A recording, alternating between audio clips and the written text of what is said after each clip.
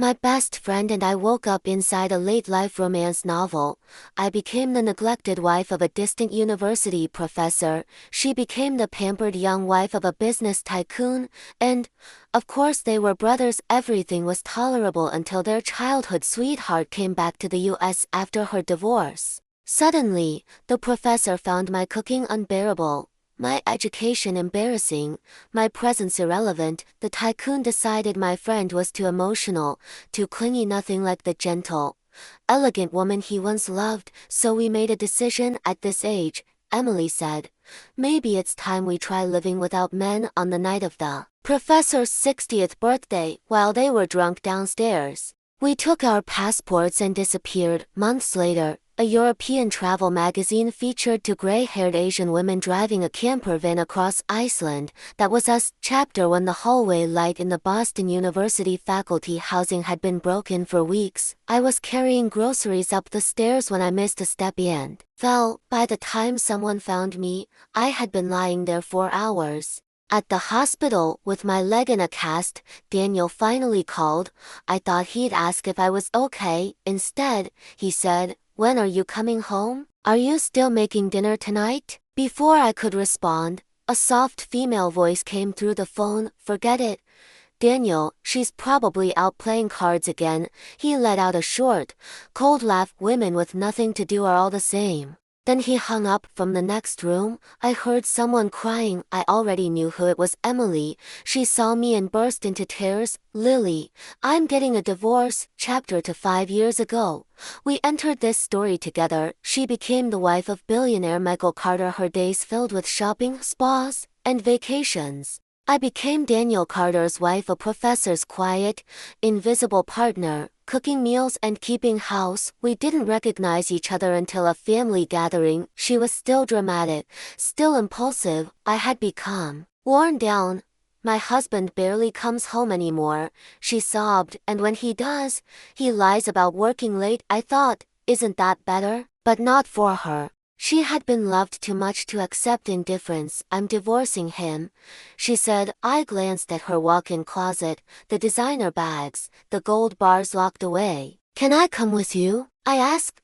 She froze. Then a voice came from the doorway. "What exactly are you leaving?" Daniel stood there, expression cold. He had never loved me. I was just convenient, a free housekeeper. No. He had even brought Sophia, his childhood sweetheart, into our home. They spent hours discussing research in his study.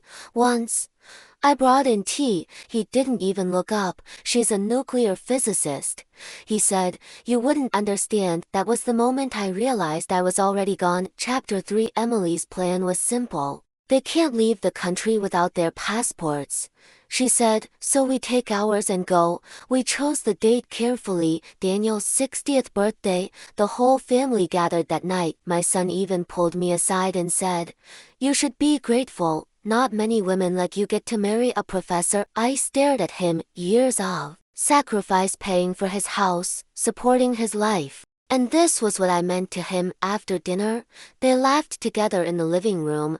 No one noticed I wasn't there. I sat alone in the kitchen, eating quietly. That was the moment everything became clear. Chapter 4. The next morning, Daniel made breakfast. The eggs were burnt. "I can help more around the house," he said, awkwardly. I nodded. Then, after he left, I picked up my passport and boarded a flight to Europe. Chapter 5. We were supposed to go to Iceland. Instead, Emily got distracted, and we ended up in the Netherlands. At a young man asked for our contact information. I hesitated. "We're old enough to be his mother." Emily rolled her eyes. "Men date younger women all the time. Why shouldn't we?" For the first time I agreed. We weren't wives, we weren't mothers, we were just ourselves. Chapter 6. We bought a camper van and started traveling across Europe. Emily started a social media account, Silver Road Queens. I began painting again. To my surprise, my work went viral. People commented, "This is the life I want when I'm older." For the first time in decades, I believed life could start over. Chapter 7. Years later, I returned to the US for an exhibition. Daniel looked thinner, older. "I regret everything," he said. I smiled. I already knew this part of the story. "Can you come back?" he asked. I shook my head. I'm happy now. He didn't reply. Chapter 8. Emily's situation was worse. Michael had her confined in their home when she returned briefly.